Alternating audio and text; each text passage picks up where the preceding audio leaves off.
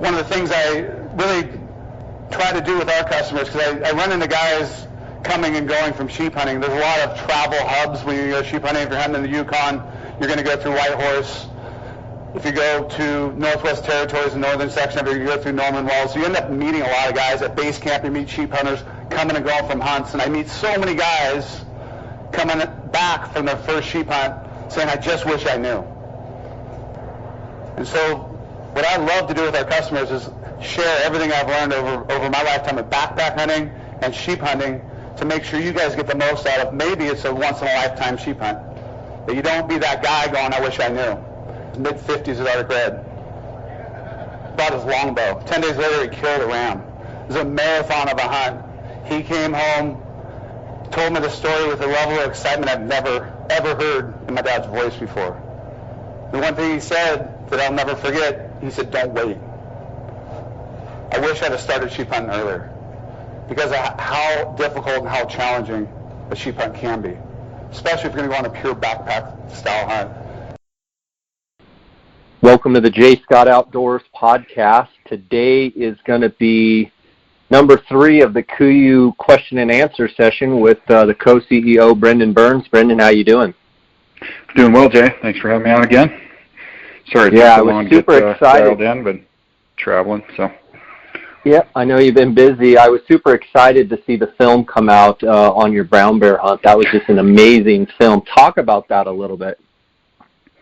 Yeah, that was last spring, and yeah, it was, encourage anybody to go watch it. But as the film says, it was kind of a lifelong dream come true. Something I've been thinking about for a long time, and yeah, just one of those bucket list type things that you just don't get a lot of opportunities to do, and that one worked out. That was pretty unbelievable. So it was just an awesome hunt, and obviously getting to hunt with Lance. Good weather, and then obviously when it ends up, I don't want it to be a spoiler, but when it ends up like it ended up, it's pretty hard to be anything but just absolutely grateful and happy about how it turned out. Brendan, within that film, you had some really cool old footage that I thought was, just unbelievable. You had some legends of bow hunting, and talk a little bit about how. In the film, for everyone that has watched it and for those that haven't, you could really tell the emotion in your voice when you were being interviewed about it and how important it was to see those guys, creating a dream and fulfilling it for themselves, but for you as a little kid, basically, making it look possible that it could be done, and then here you went and did it. Yeah, a lot of it is taking inspiration from the guys that came before you. You don't see a lot of that these days. Between Instagram legends and people that think that hunting started with the advent of the cell phone camera, in reality, there's some bad dudes that have been doing this for a long time. And I grew up, I'm a voracious reader. I have a heck of a library, and reading about these guys and seeing films and watching. And for anybody that hasn't seen it, it's actually called The Footsteps of Giants. You can type it in on YouTube. That's on our KUIU YouTube channel, or you can go to KUIU's website, to KUIU.com to Basecamp, and it's on there in case you want to see it. But yeah, it's just about the guys that came before you. There's a lot of these things that I've been able to do in life that if somebody hadn't have done it, you wouldn't even know to even that it was a real thing. Hunting brown bears with a bow, it's pretty overwhelming, and it's like I say in there, like, man, how some of those guys knew to even do it, and then seeing guys do it, being able to go like, it can be done. It's not going to be easy. You're gonna have to save. You're gonna have to, these are those type of trips that it takes. It's expensive. It takes a lot of focus. You have to train for it. There's a lot that goes into it, but it's worth it because it's pretty amazing. If you look through Pope and Young and the number of guys that have killed big brown bears with a bow, it's the list of the who's who of bow hunting. It really is. Like, there's some names in there you just like to be in the same, paragraph as Fred Bear and, like Jack Brittingham and Chuck Adams, Bob Fromm, some of these guys that have went up and hunted big brown bears with a bow and been successful. It's a pretty cool thing, and just kind of following in their footsteps. And, I would encourage anybody to, look at look at some of the guys that did it, and obviously you knew Ray all, like same thing with sheep with Ray, you know, like when you see guys that have done it, you know, 40 years ago before anybody was paying attention, or 50 years ago, they were doing it for the right reasons, and it's inspiring. Yeah, out of those clips of you know, those older clips, was there one clip that resonated more with you looking at that film? I mean, it's just pretty neat as far as any one of those old clips that was like, yeah, that I got to do that. Yeah, I remember seeing Fred Bear Theater and just going like, holy cow, like it was incredible. But I mean, for me, I think the best brown bear footage ever taken was Jack Brittingham's giant bear. Like it's literally, I don't think it could be any better. It's obviously a tremendous bear that was killed in the fall that had just eaten an entire moose. Like it's one of the biggest. It looks cartoonish. It's that big. But really, for me, like when I was in junior high, Chuck Adams killed what, you know, at the time was probably the biggest bodied bear that ever been killed. He took the correct photo of it, and like it really showed the proportion. It was people that are, you know, I'm gonna date myself right now, but I'm 41, that were in my generation would have, you know, was the most popular ad in the day of Super Slam and Easton and Hoyt, and it is just an incredible field photo. The first time you really got to see one of those things in color and go like, holy cow, like what was he thinking? And I think in reality, like my drive to hunt brown bear and to, you know, to do something that those guys have done is, you know, I really want to know how I'm going to react. You want to know what it's like, and at the end of the day, you can think you know what you're going to react like, and everybody's got a great plan in their mind and how you're going to get it done and all that, but at some point in time, you just got to lay it down and go see how you're going to react. And I know how I react now, and I'm grateful for the opportunity, but it really, it's about, you know, not thinking about it forever, and you think you know how you're going to react, and you think you know how it's going to go, and when you get that opportunity, really, like, how are you going to react? That's, you know, a lot of people, you know, you hunt brown bears because you want one of those great big mounts in your house and all that stuff, and that's all fine and dandy, but at the end of the day, I did it, and why it drives me is, like, I want to know how I'm going to react. Well, it was pretty dang cool when you snuck out there and shot that bear. It was crazy how you instantly had the instinct to just duck down, and Lance was right there, obviously watching the whole thing, rifle in hand, but I mean, that bear was, what, 12 or 15 yards from you? And I mean, 4 yards. He ran by me at 4 yards. Okay, I mean, the reality is, you know, that if that bear saw you, he's on you. And it's unreal footage, unreal. I really encourage anyone out there listening to go check it out. Let me ask you about when you drew back and you focused in. I mean, how laser focused were you in reality? As laser focused you can be. I mean, you'll see in the film, I wouldn't say I screwed up the day before, but I made a poor decision the day before to run after this bear instead of staying where I was at, and didn't get it done. And so really in my mind, I just didn't want to screw it up. And I go through the same steps with whether it's a great big bull elk or a sheep or anything that's super important. Man, those last 10 seconds, you know, if you don't do everything right, it's not going to end well. So really it was just, you know, pick a spot, make sure you hit him good. I mean, that's a big, scary animal. And the closer I got to him, the scarier it was. I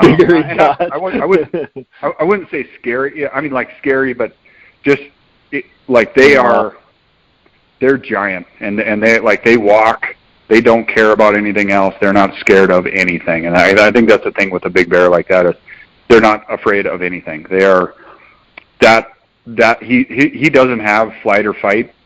He's got fight. That thing is not scared of anything on the planet. If it got injured by me or came looking for me, like he's not coming. He's not going to run from me. That's for sure. So yeah, I mean, the gravity of the situation is like you're hunting something that can eat you. That's not a joke. I mean, there's a guy last year got his entire face ripped off by a brown bear in that situation. Like it's real, and anybody doesn't think it is. I'd go up there and give it a try. But yeah, I mean, you just want to make sure you make the shot, and you know, performing under pressure, and it does mean a lot, and it's something that I don't want to live with for the rest of my life, that I missed one of the biggest bears in history at close range, and certainly don't want that documented. So yeah, just making sure you take all the steps to get it done at close range, and make sure you kill that bear.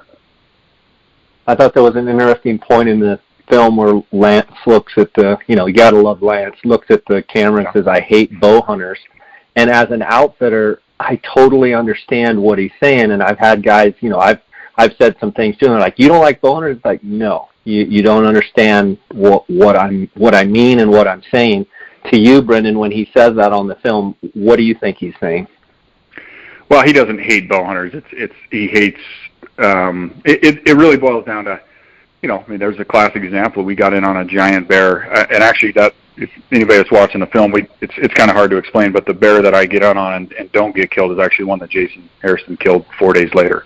So it's pretty cool. We know how big it was. It was a big bear. But in reality, like, nothing turns a 10-day hunt, a 1-day hunt into a 10-day hunt like a bow hunter.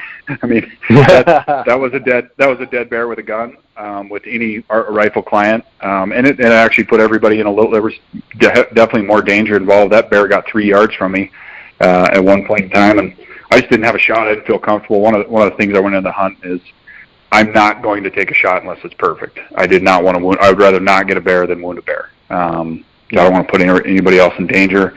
I don't want to have a big rodeo. There's a lot of bow hunters that get mad when somebody, when an outfitter, they make a poor shot, an outfitter finishes out their bear. That wasn't a question for me. Lance and I talked ahead of time. I said, "Hey, if I screw something up, you kill that bear. Either give me the gun or kill that bear, because it's on me. I don't want anybody getting mauled or have a big, cluster going on." Yeah. Like, if it doesn't work out. And I think in reality, like, it's a low percentage activity. I mean, I'm either going to kill a giant or I'm not going to get one. I passed up 4 other bears. Like, I was not there to just get a brown bear. I wanted to kill a giant, and that's what you have to do. You have to be prepared to leave without one, and that can extend the hunt for an outfitter. I mean, Lance and I are as close as you can get, but he'd have traded me for any good rifle hunter right at that moment. That's for sure. You gotta love Lance. I love that guy. Brendan, we've had 2 other sessions where we've done Q&As, and we've gotten a lot of great feedback from your willingness, one, as a CEO of a company, to spend the time and really go over a bunch of the KUIU customer questions. So let's just go ahead and dive in. We've got a list here of questions that I want to go over with you. So let's just dive into it. Best base layer to hunt ibex in Kyrgyzstan on early October.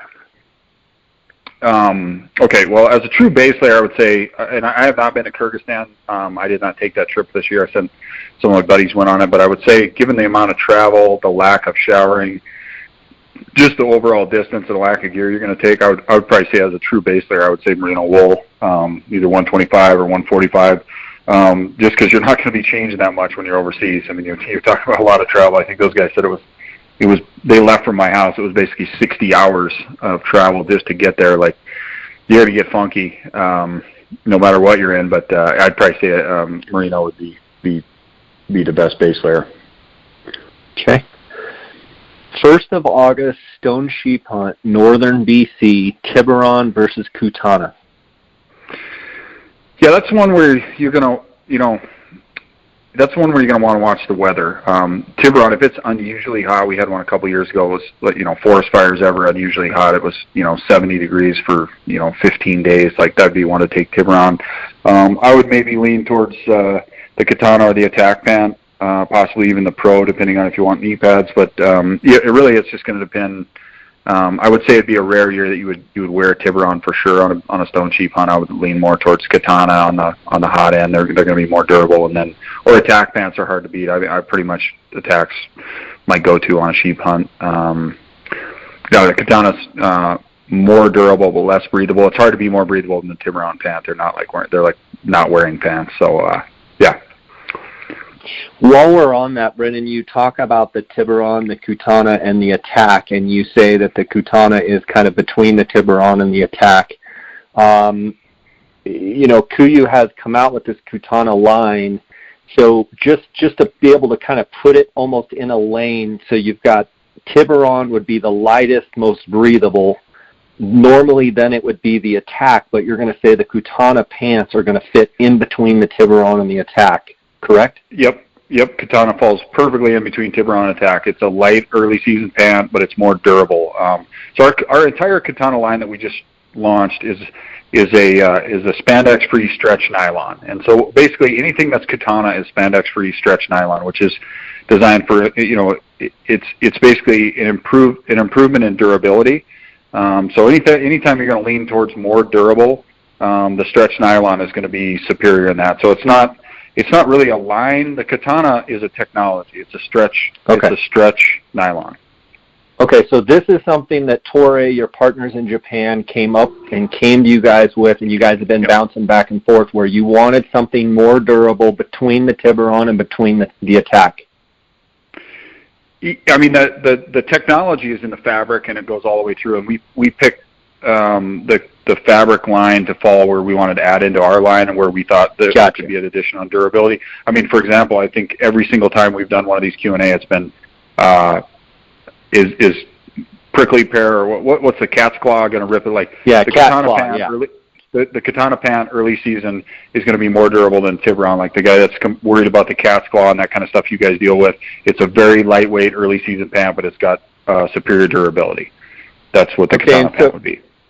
And so the Kutana pant is going to be perfect, though, for like early season elk hunting. It's going to be good for early season mule deer hunting.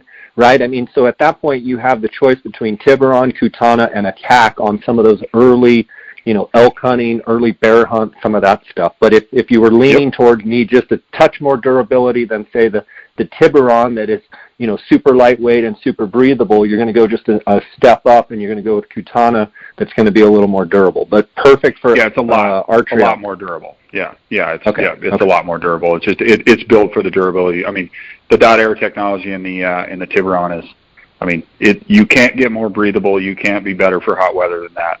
But there are times when you're busting brush, or like the cat's claw that all those guys ask about, is the durability is more what you need.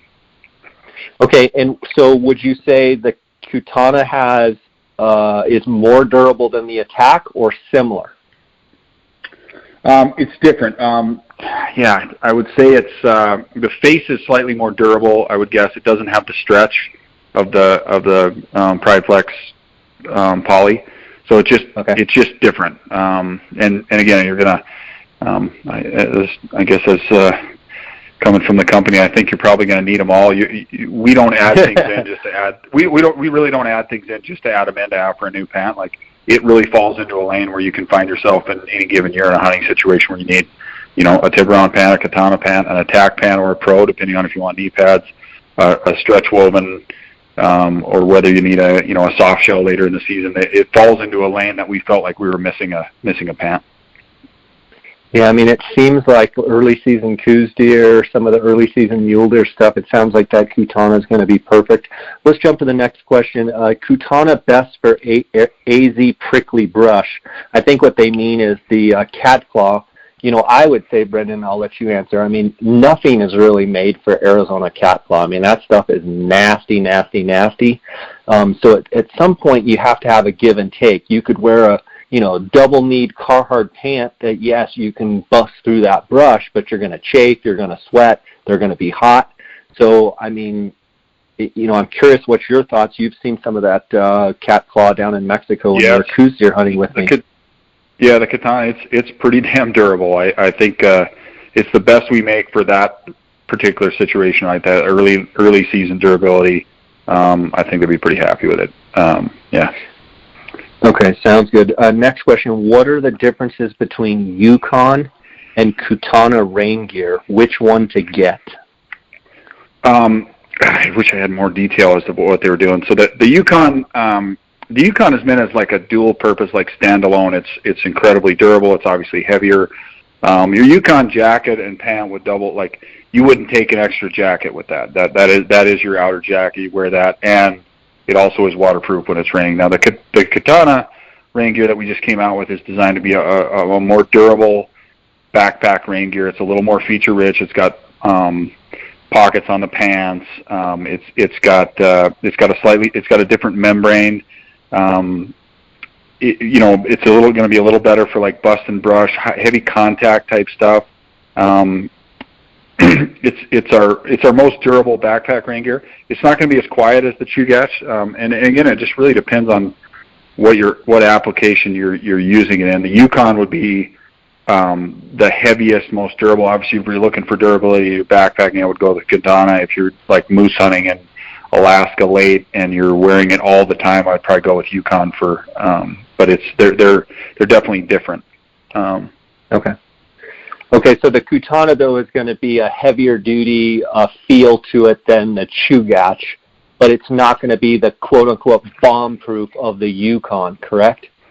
I mean, the Yukon is like the most durable, busting through the willows, moose hunting, and the Kutana is going to be more for lightweight backpacking,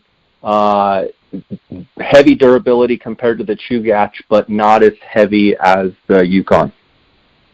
Correct. Yeah, and the Chugach is going to be. The Chugach has more stretch. It's going to be a little quieter. Like this, for example, this summer I'm going to take Kutana on this grizzly bear hunt I'm going on here in a week, and then this summer I'm on the Northwest Territories. I'll take Chugach, and then I have a glacier hunt in August where I'll be taking Kutana again. So it just depends on what you're doing. It depends. It really. I'm probably not doing a great job of explaining it. But it's we have the Northridge is kind of your incidental emergency type rain gear that you don't use all the time. Right. You want to have a great set with you. And your Chugach and Kutana are two different types of backpack rain gear. Obviously, the Kutana has a few more pockets, double chest pockets, all that kind of stuff. And then the Chugach is as minimal it gets backpacking rain gear. Going to be a little quieter for the bow hunter. Okay. And Yukon's going to be just the most durable, just bomber. So. Right. Where does the new Fleece 260 fit in with the 240? Same wind resistance, just warmer? ? So the new 260 is a hybridized mid-layer. It's our heaviest weight hybridized mid-layer. It's different than the 240. The 240 is a full zip, and it's got it's a dual layer, and it's got act wind in between. So the 240 is going to be more wind resistant. The 260 is heavier duty, going to be warmer, and it's a pullover. It's got zippered hand pockets. It's got a large pass-through kangaroo type pocket, it's like a technical hoodie. It's hybridized with high loft fleece, and it's got a lighter fabric that is under the arms and on the back where you'd carry a pack. The new strong fleece it's more water resistant and durable on the face, and again the 240 is going to be a little more wind resistant and it's a full zip. So. Okay. Recommendation for hot California A-zone. I assume they're talking about blacktails. I'm not. There's definitely some guys at our office that would be more qualified to answer this, but I would probably say the Tiburon Pant and the 118 Peloton are lightest stuff. Would be. That's what I wear when I'm down there at the office when it's that hot in summertime. So it's pretty hard to beat that in hot weather. And I think that starts in July, so I think that would be. I would definitely second that. Yeah, okay. our guy in the office, Todd, is a blacktail killing machine, and I think that's his go-to. So. This comes in, not a question, just want to say the Talus pants are the best spring bear pants ever. Thank you. It's awesome. I love them too. They're great. Talk about the Talus a little bit. It's another one of the hybrid pants, and it's got the waterproof on the rear and waterproof from about the knee down, and that's more of a mid to late season pant, correct, Brendan? Yeah, it's a hybridized pant, and it's kind of like mid quad, like down at the top of your quad. It's waterproof. It's got knee pads. It's waterproof from like your about 4 inches above your knee down in the front, and everywhere else, and it's waterproof on the seat. And then everywhere else, it's a little heavier version of the attack pant fabric, so it's got great stretch and moves really well, and it's waterproof in the spots that you need it, and it's got stretch and a lot of freedom of movement where you don't. Great. Would you see? Yeah. Brendan, would you see the Talus coming in some of those Montana elk hunts, maybe Colorado elk hunts, when it kind of starts getting towards the end of archery season at the end of September, early October, when you potentially have those rainstorms and such, where you want to have that waterproof, from quad down, but you also want to have the breathability of the other material and the ventilation with the side vents? I mean, is that also a perfect fit for the Talus pant?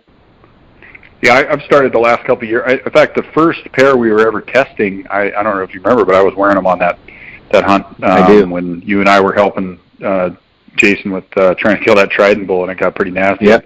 Yeah, and I start wearing them in like early October here in Montana, and it's kind of go-to for me on until you switch over to like an Axis or a Guide, a straight soft shell. But it's a great pant for that kind of weather where you just don't know what you're going to get, but you're probably going to see the nastier side of it every day. And it's consistently a little colder than the early season.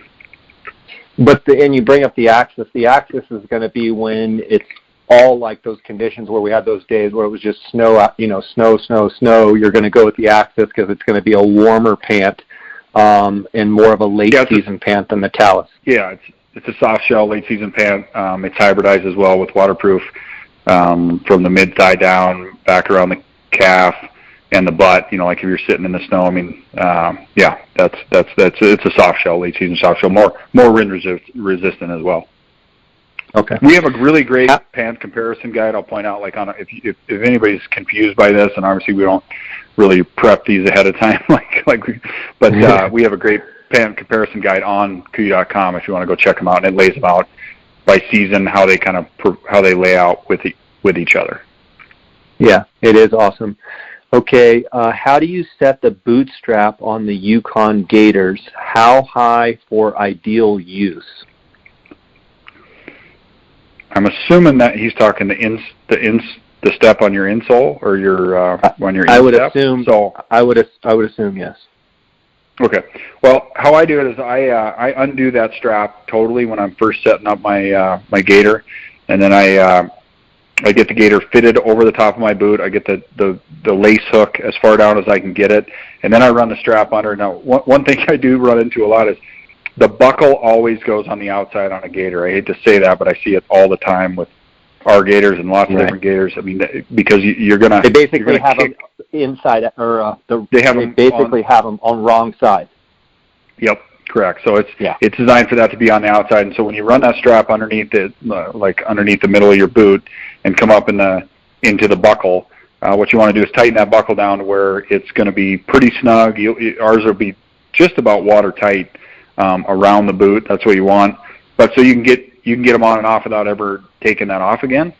And then what you want to do is make sure that buckle's not too low. Some guys will tighten that. They'll set it too low, and you'll put that buckle to where it's obviously you're stepping on rocks or moving around, and you can wear through the buckle. But I set it above the midsole, so it's kind of up against your boot and nice and tight going around, and you just set it and leave it. And so then you just rip them open when you're done and feed them over your boot the next time you use it. But takes a little fine tuning to get them fit perfect to begin with, and then you should never have to mess with them again.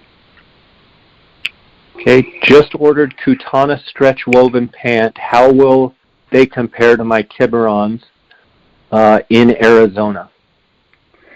We kind of covered that, but I'll let you kind of hit it again. More durable, less breathable, falls perfectly in between the Tiburon and the tack pant. Fills a hole right there. So, yeah. Okay. Any word on KUIU bags? They are coming back in stock in early August, and we have a couple of really cool enhanced design features that are added in on the new ones. Awesome. Good. Those are awesome bags. Where is the Tiburon long sleeve hoodie, and when are 38-inch inseams coming? The pants are in the works. I don't have an exact date on the long pants. We do not have a Tiburon long sleeve hoodie in the works. We have something far better in the works, and you'll just have to wait on the details of that. And just to be clear, Brennan, when you say the 38 inseams are coming, are 38 inseams coming in all pants? I think they're 37 with a 2-inch, with the ability to lengthen them by 2 inches. But yeah, I believe they're 37. But they are coming. Okay. And I can on the next one I do, I'll have a date on that or a time frame. Okay. I think your buddy Craig sent that one in. He's hit me up a couple times about him. his legs, he's like 6'3", but his legs are like someone that's 7'4". The world's smallest torso and long legs. Yeah. A few of those, yeah. Okay, next question. Is the new 260 warmer than the 240? Yes, the 260, and again, we'll go over this again, it's a hybridized heavyweight mid-layer. The difference is it's a pullover. It's got zippered hand pockets. It's, like I said, it's got the large pass-through kangaroo pocket. It's hybridized with a high-loft fleece. It's going to be more water-resistant and a more durable face. The 240, again, it's a full zip. It's going to be more wind-resistant, but it's going to be lighter. Has a act windproof layer in between the fabrics. So both, again, one being a full zip, one being a pullover. And the hybridized 260, again, it's going to be high-loft fleece on the front and top of shoulders and the back and underarm where it's where you need breathability and where your pack would ride. It's going to be a lighter fabric. So it's a really cool piece. What's the closest thing in the new lineups to the discontinued Alpine pants? So weight-wise, it would be the Kutana pant, but it's going to be far more durable. The Alpine would have fallen in between the Tiburon and Attack as well. It's got obviously we've enhanced the durability on the Kutana. Now, if you're looking for a comparable that has a knee pad, which the Alpine used to have a knee pad, it would be the Pro. The Pro is our lightest with the knee pad, and it's got a far superior knee pad than the Alpine design with the Ultra Suede. So it just it depends. If you want similar to the old Alpine with a knee pad, that would be the Pro, but weight-wise, the Kutana. Okay. Is the Kutana hybrid jacket going to be offered with a hood? Not at this time. Obviously, we just came out with the Strong Fleece 260, so that's just a different piece. That's a full zip, and it's hybridized as well. Is the Kutana for hot or cold weather? So I'll go at this again. So the Kutana is basically a fabric technology. It's our stretch woven nylon for durability, and Kutana pieces are going to fall from super cold weather as we add them in, based on when we need that durability from that fabric technology, to super lightweight and great for early season hot weather, like the Kutana pant that we came out. Like anything that is Kutana will be, a stretch nylon fabric. That's what the Attack or all the other stuff we have is going to be a stretch poly, the Prime Flex. And this is going to be the Prime Flex nylon, which is going to be stretch woven nylon. And again, these are pieces we're going to add in where you can use the durability on and where the fabric will enhance the performance. Okay, and so does the thickness of the fabric change, Brendan? When you say there's going to be some pieces that are for warm weather, some pieces that are for cold weather. It's the technology of the gear. Is it from warm to cold weather to warm weather? Is it thickness? Is that what makes the difference from warm to cold? The face fabrics can vary as well, by weight, but it's really boils down to how the build and construction. It's again, these are all okay. This is the combining different components in the right spot, different fabrics combining with each other, different membranes. It just depends. Okay. Kutana or Pro pant for archery elk in eastern Oregon, dry, 25 to 60 degrees. Really depends on if you want knee pads or not. The Pro is certainly a bit heavier. If it leans towards 25 degrees, I would lean towards the Pro. But I'll say it again, you need both. Arctic Red River, July 25th to August 5th. 15s, I think it says 15s or 65 millimeter. And Super Down Pro or Ultra. Okay, so he's wanting to know whether he takes his 15s or his spotting scope, or the Super Down Pro or the Ultra. So that's the second hunt. That'd be the second hunt in the NWT in July. It can be pretty warm at that time of year, and really, so I'll address the Super Down Pro or Ultra to begin with. So our Ultra is our most packable down. It's half the weight of the Super Down Pro. It really depends on if you get really, really cold. Like if you're from Texas and you're like, man, If it gets 70, I'm already starting to freeze. I'd take the Pro. If you're trying to cut as much weight as possible and have an incredibly insulated waterproof down system with you, the Super Down jacket and pant, or the Ultra Down jacket and pant, I'd probably go with that. But again, if you know you run cold all the time, I would lean towards the Super Down Pro. But usually in July 25th to August 5th, I mean you hopefully will run into some pretty good weather. And 15s or 65 millimeter, no doubt you need a scope. I would go with the scope. I packed 15s as my neck carry on a stone sheep hunt once. It was just too much to glass by hand, and a 65 millimeter scope. They're great. I actually take a 95, but I would go with a scope because, again, you're talking counting rings, and the more powerful your scope is on a sheep hunt like that, the less you're going to have to walk. I mean, if you see a ram from a long ways away, the bigger your scope is, you're not going to have to get as close to him to decide whether he's something you're going to go after or it's not a big enough ram to go after. Yeah, and Brendan, back to the Super Down Pro and the Ultra. I mean, I'm from Arizona. I went on the Northwest Territories. I went to Arctic Red last year on the first hunt.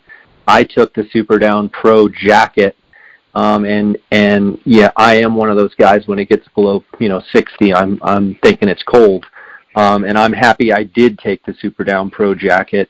I think you could mix up and take the Ultra pants, and not necessarily need the Pro pant.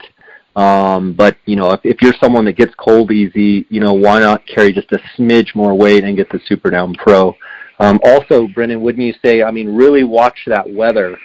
Obviously it changes, but if you have nothing but just hot weather out in the forecast, that's kind of the answer to your question. But if you see storms and what have you, that's something you could, kind of dodge and weave as well. Yeah, I really, it's one thing that people overlook is actually watching the weather and what it's going to be like when you're going there. Like, for example, I'm going on a grizzly hunt here next Friday, and it's been 50s and 60s. I've been watching it pretty close, and it looks like it's going to be pretty warm, so I'm going to lean towards the warmer side. And the extended 10-day forecast, as we get close, I'll make some decisions right at the end. And some of that too is like, if you take a 30-degree bag and you don't sleep that warm at night, with the Super Down Pro, you're obviously going to increase your fill of your sleeping bag by quite a bit carrying that. Or you could take a heavier sleeping bag if you don't, again, if you sleep poorly at night, you take a 15-degree bag in your Ultra, you should be fine. Again, it's really just using it, even, sleeping in your backyard in cold weather, or just testing it out to see where you fall. There's I've been on tons of sheep hunts. You've been on a few now. We can give you all the advice we want, but really, the more experience that somebody has with how they run as far as exertion and how they run cold or anything like that, the better off the decisions you can make on what's best for you. My gear list is great for me, but it's if you take it too literally based on what I like, might not work great for you. Yeah, for sure. Okay, what do you think about the liberal agenda poisoning the hunting community these days? That's not exactly a softball. Yeah. Sorry, Brendan. Could have warned you on that one. I guess. It's one of those things. I don't try to get too heavy into the politics, but as a company or personally, I like to look at each issue individually. Again, we know exactly where we stand in our position as far as protecting rights of hunting, Second Amendment, and again, we always are science-based conservation, including predator control. That's one of the things right now that's get lost is some people want to protect grizzly bears or wolves or whatever. I want all of it science-based conservation, science-based management. The experts that can control that stuff should be, whether it comes to predators or anything else, they're all the exact same. So I don't know if that answered that question, but what's next, right, Brendan? What's the next question? Okay. Yeah. What's the best KUIU setup for hunting deer in tree stands? I guess it depends on the temperature. We got a lot of stuff that works incredibly in the early season. I would say I'm just going to assume that he's talking for late season when it's really cold. And again, I do sit out a lot when it's really cold, not in a tree stand, but I would say late season, I would say the Super Down Pro jacket and pant with a Axis jacket and pant over the top. That'll get me down to way colder than I want to sit. Yeah. So just to be clear, though, you would put the insulation, you would have the Access pant over the top of the Super Down Pro pant. So in other words, the insulation is next to your body. It would depend, I guess, if you're I guess I was assuming you were bow hunting, need something a little bit tighter to keep out of your way. If not, if you're just sitting in a tree stand rifle hunting or whatever, Super Down Pro will go right over the top, get a little, Shane Black, the polar bear guys up there in the north, they wear a base layer, Super Down Pro, and then a big outer layer on pretty much everything. I mean, like every single hunter shows up with that, and they keeps them pretty warm. I mean, you're talking 60, 70, 80 below, so, but. Yeah. Okay, will you be adding a tall version for your base layers? I'm 6'2", and the shirt tails are too short. We have adjusted the lengths on some of the base layers based on some feedback, and it depends on what piece you got when you got it. But yeah, we've lengthened them. Okay. Will we ever see the Northridge rain gear come in a solid color? Does it have pit zips? We do not have Northridge planned right now in a solid color, but it does have pit zips.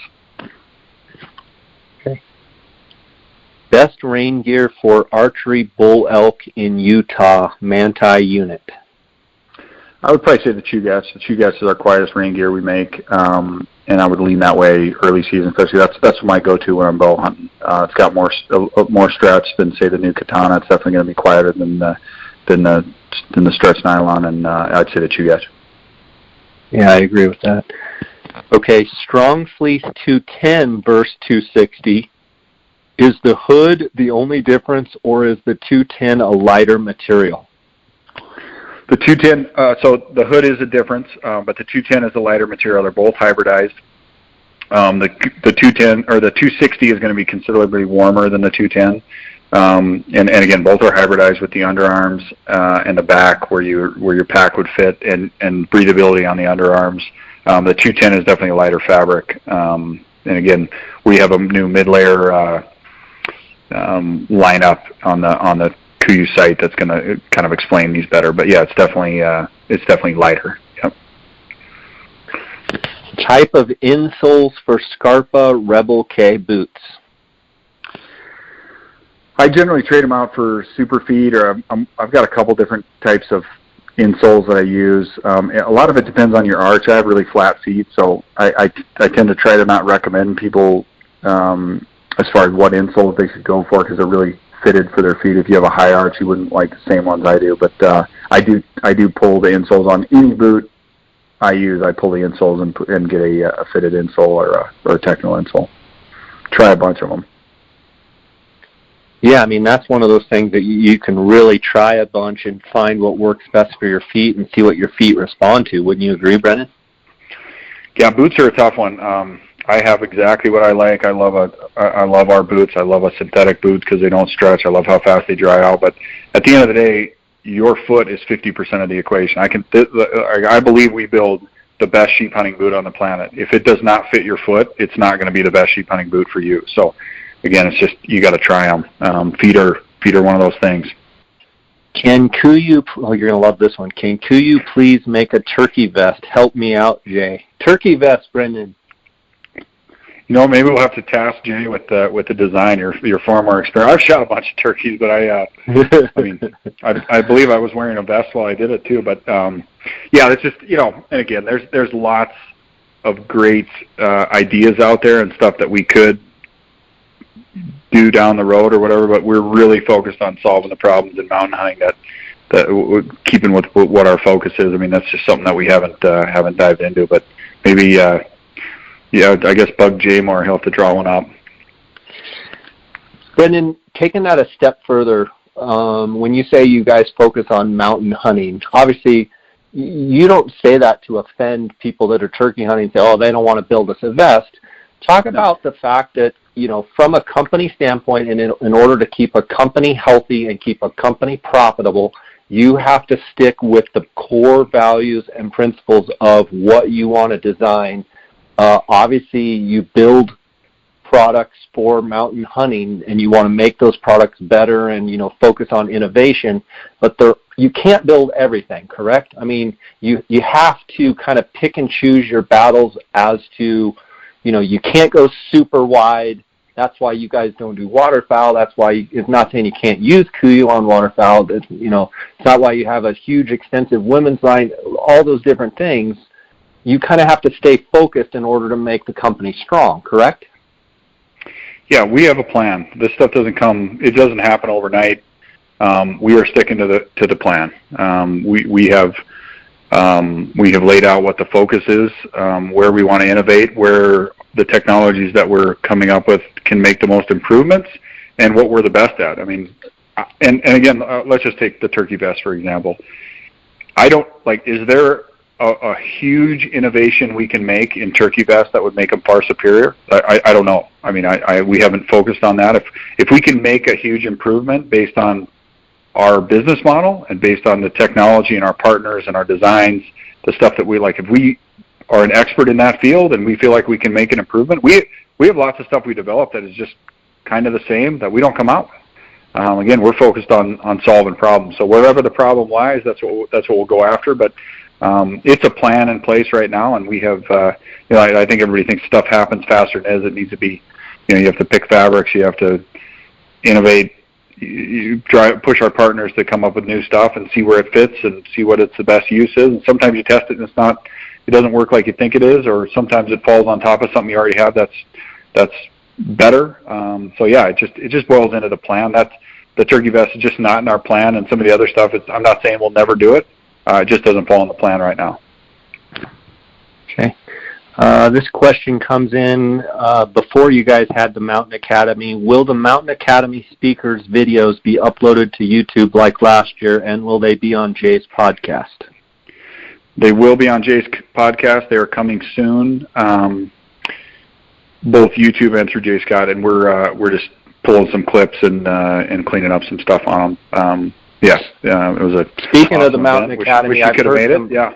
I know. I was right in the middle of my turkey season, but I've heard some awesome feedback from the speakers that you guys had, and it was a lot.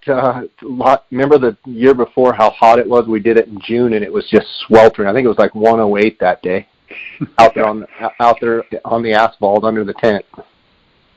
Yeah, we had a great lineup. Greg McHale, Alan Bolin, and Randy Ulmer all spoke as well, and it was awesome. It was really cool to all of them. Obviously, were incredible, but it was really cool having Randy Ulmer throw out a little bit of knowledge to everybody. Very, very unique. So it was a cool event. Awesome. Okay, when will the Tiburon zip shirt be back in stock?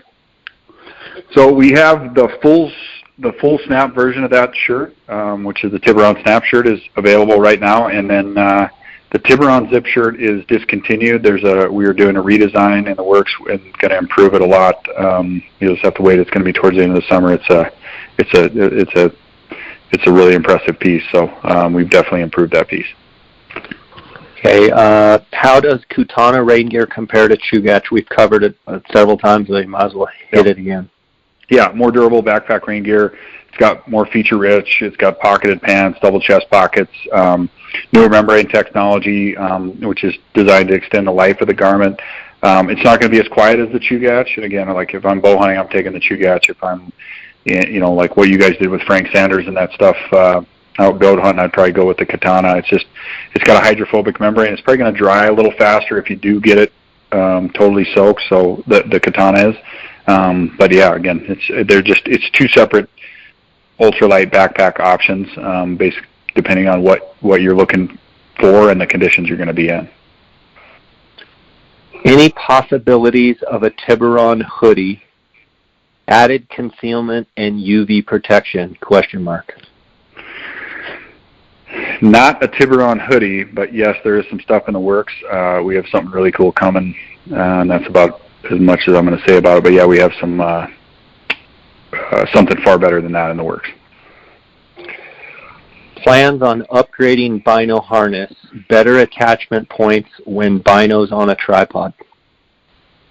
Again, you're going to have to keep an eye out for the Bino harness as well, but better attachment point to the Binos on a tripod. I'm not sure what that means. Well, I think what they're talking about is better attachment points when Bino's on a tripod. I think they're actually talking about, so when you have your Binos in the KUIU chest pouch, and then you're sitting there, they're on your chest, and you pop them up to put them on a tripod. I actually think the way the little clips work, you just unclip those, and the clips stay on the Binos, and now they're on the tripod. And then when you take your Binos off the tripod, you put them in the pouch, and then you just re-clip.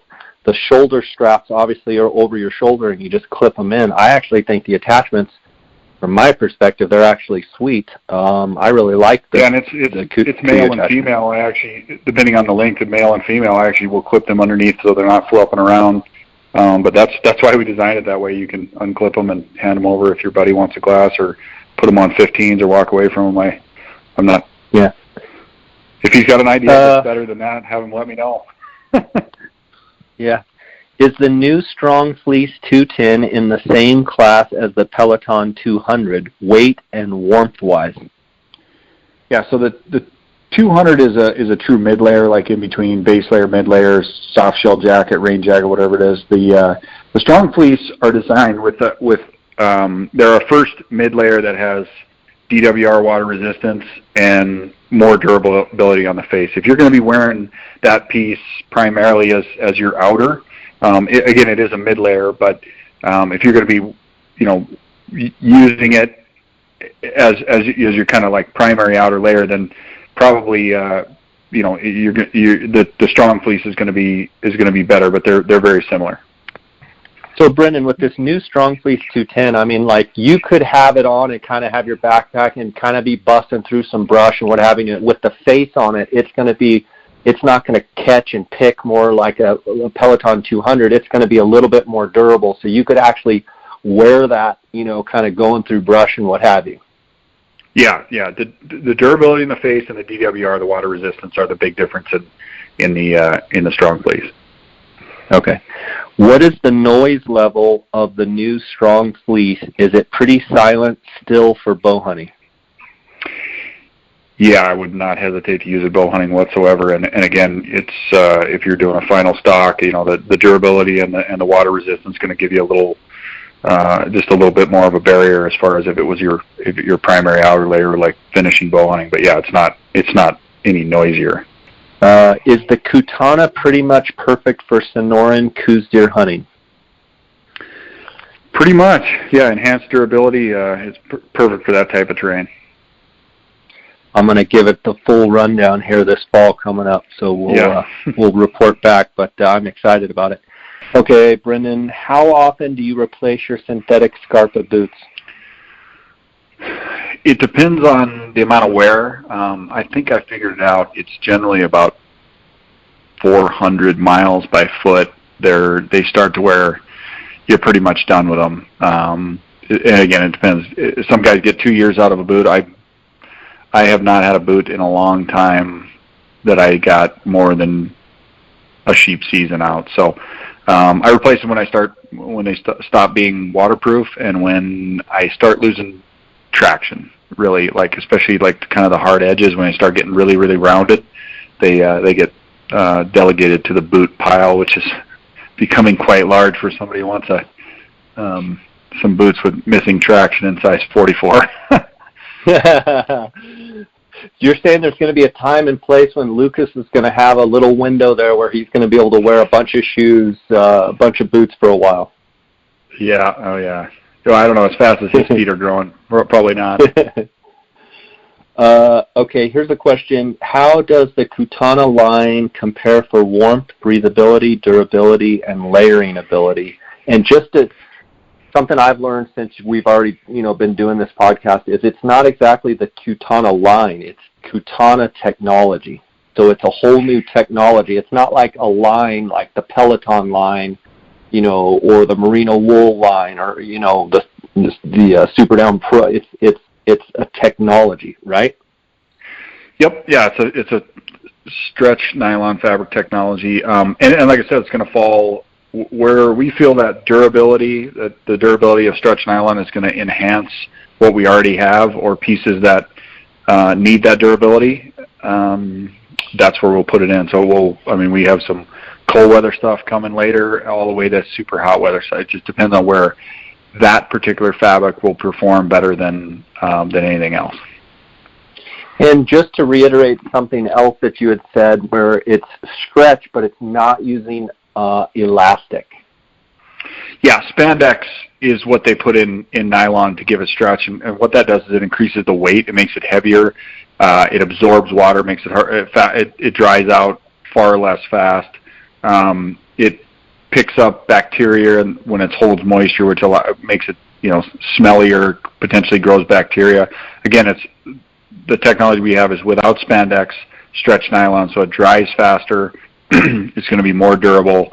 It's really just an innovation through the technology in the fabric. There are ways to put stretch in nylon, but not that enhanced performance. Okay. Let's say it says, Jay, I've been looking at the Yukon rain gear and was planning to purchase in June. I wanted to wait and see what they're coming out with, and now the Kutana has me confused. What are the differences between the two? I'm going to BC late September for a moose and mountain goat hunt.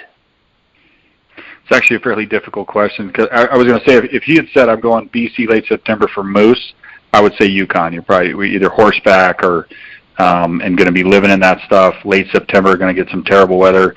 The backpacking element, like as far as mountain goat hunt, would make me lean towards the Kutana rain gear. It depends on the hunt, but if you're going to be needing a set of, obviously this guy's talking about durability.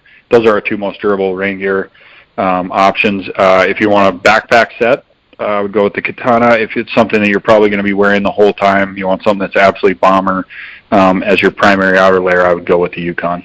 Again, just a little more detail, and we could. Yeah, and reading into this question too, Brendan, I would speculate that the moose hunt was going to take place, and then they'd go hunt mountain goat, or vice versa. So he might have the option to take both, use the Yukon on the moose hunt, and then use the Kutana on the mountain goat hunt. Yeah, it depends. I mean, if it's a horseback hunt, it depends. If it's a lake-based hunt, like moose hunting happens in a lot of different areas.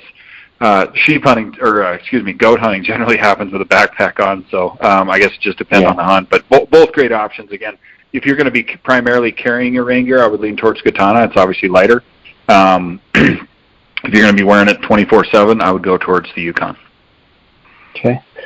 Currently running Sitka Ascent line for early season hunts, and it's just too warm for me to wear in August, September. Does KUIU have anything lighter / more breathable than Sitka's Ascent line, pants especially? Yeah, the Tiburon. It is the lightest, most breathable pant in hunting, period, and anywhere that I know of. I look at a lot of outdoor brands as well, as far as there's not really anything out there that would compare. So yeah, the Tiburon pant, I've worn it to, I think it was 116 degrees when I shot my desert sheep in Mexico, and that's about as hot as this guy can exist. So it's it would definitely be lighter and more breathable than what you're talking about. And that particular pant you're talking about, again, the Tiburon, you're talking stretch without elastic. It won't become fatigued. Some of those pants that have heavy stretch to them, that have a high spandex, elastomers, or whatever content in them, they become fatigued. They start to hang off you because that elastic becomes stretched out, and after a couple days they're 4 sizes bigger. That's not going to happen with the Tiburon pant. I have seen a few pictures. I've seen a few pictures of people wearing a Tiburon hat. Not sure if it was an older product, but any chance your hat's being made of the same fabrics as the shirt and pants? We did have a Tiburon hat for a while, and I can't remember exactly why we discontinued it. We have a flex fit air mesh hat right now that has very similar fabric on it, and very similar as far as breathability. And we're looking at using the Tiburon in a different hat down the road here. Okay, Brendan, I've got a question. Brendan's archery elk bow setup, does anything change when going after big bears? So I think there's a 2-part question. What is your archery elk setup, and then did it change when you went after the brown bear? It did not change after the brown bear, so it's the same setup. I'm shooting a Hoyt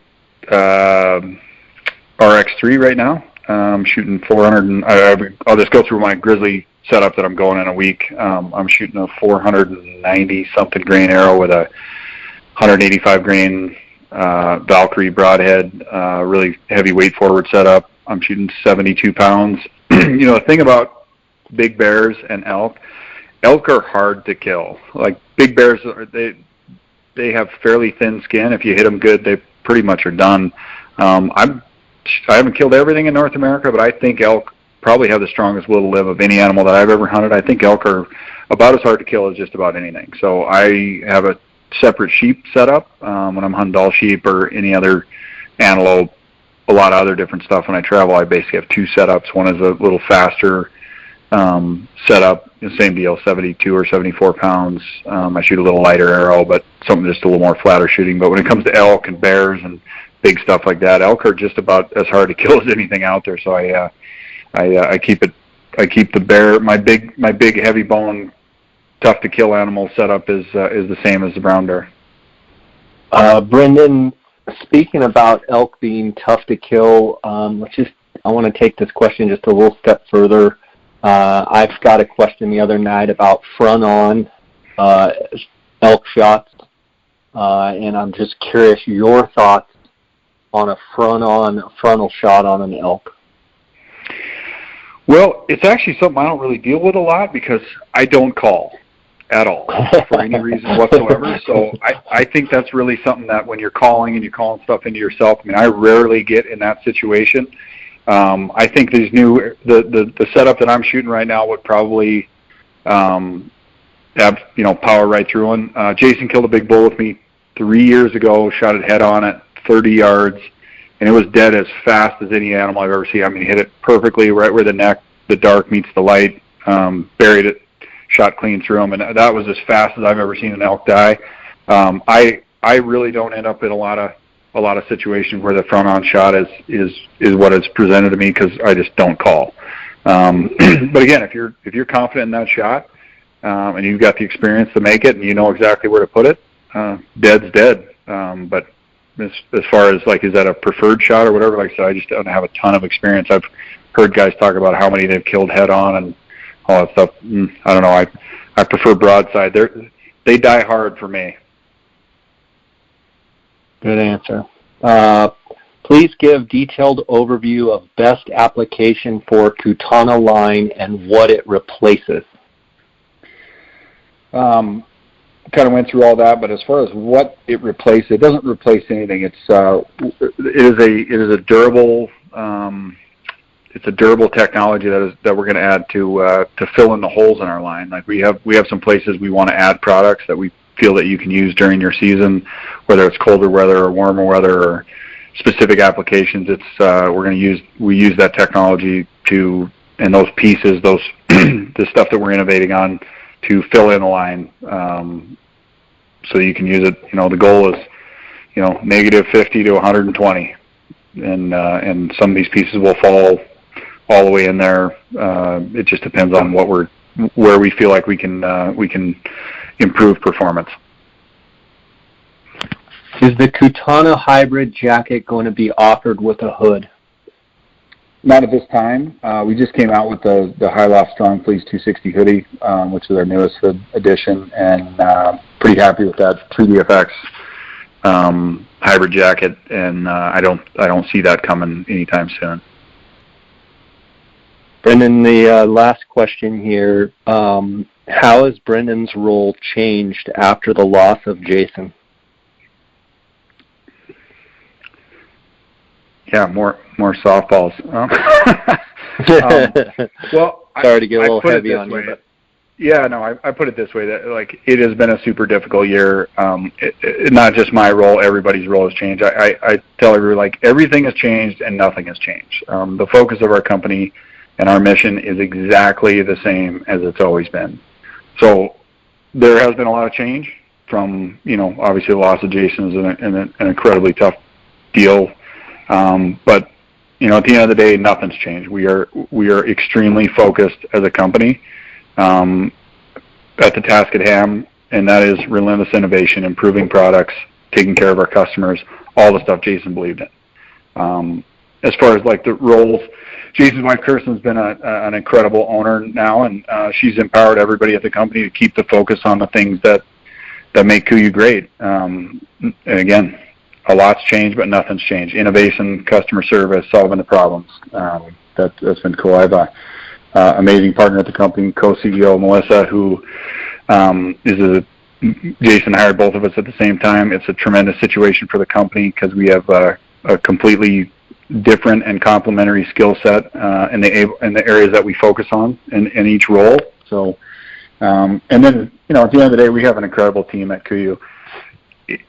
Really, the secret to the success of KUIU from the beginning has been the people. Every department has the people that are the best at their field. Everyone has taken on a bigger role. Everyone cares more. We're here to carry on the legacy and keep the focus on innovation and technology and our customers, just like it's always been. As far as me, like a lot more travel, like 90-something airplanes this year. But again, like I say, a lot's changed and not much has changed. At the end of the day, we know everyone's watching. We're more focused than ever, and we're not going to let anybody down. Well, I'm happy to hear you say that, and I know Jason is proud of what you guys have done over the last year and the focus that you've maintained, and the rest of the people at the company. And it just goes to show, Jason surrounded himself with incredible people, and Jason's gone, but his legacy lives on, and you guys are doing an amazing job to stay laser focused and focus on innovation, which you guys do a phenomenal job at. So I want to commend you for that. I also want to thank you for spending time in your busy schedule coming on and answering customers' questions. I know that they get a lot of value out of hearing directly from you, the head of the company, and I know you speak for a lot of the people there at KUIU, and you've got a great team, and to be able to come on and take on these, somewhat tedious questions on some of them and try and speak directly to the customer. It just speaks volumes for, what you guys are doing. Jason would be very proud of you answering all these questions and keeping the customer first and foremost in the company's, headlights and keeping it right there in front of what you guys are doing. So awesome job with that. I'm excited to hear about the grizzly bear hunt coming up.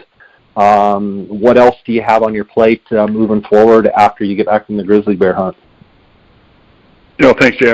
I really appreciate that, and obviously we appreciate your support. And I would say, anybody about these questions, the more specific you can get, and if I don't answer a question correctly, because we just kind of roll through them pretty quick, it's kind of informal, send in question to customer service at KUIU.com, Brendan B at KUIU.com. If somebody wants to get to me directly, we'll get the question answered if they need it. On that note, but yeah, I have a grizzly hunt with Lance coming up.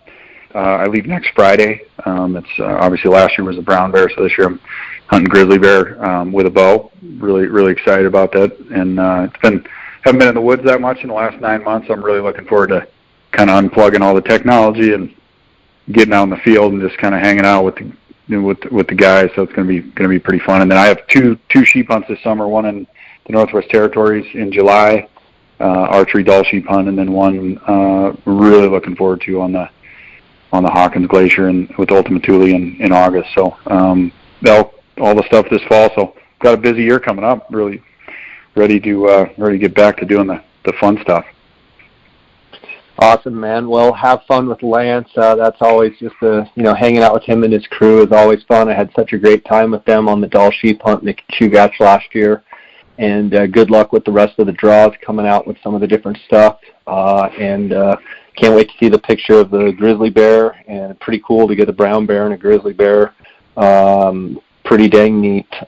So keep up the great work there at KUIU, and look forward to all the new stuff coming out that you mentioned. And it's always great to see you guys just pushing forward. So God bless, buddy, and we'll get another list of questions here in another couple weeks to a month, and sit you down, get to hear about the grizzly bear hunt, and cover some more KUIU questions. All right, man. Thanks, Jay. I really appreciate it. And like I said, anybody has any questions that we didn't answer or whatever, we have a tremendous customer service team at KUIU. Just call in, write in, send a smoke signal, whatever you got to do. We'll get those questions answered. Great, buddy. Take care. Yeah, thanks, Jay.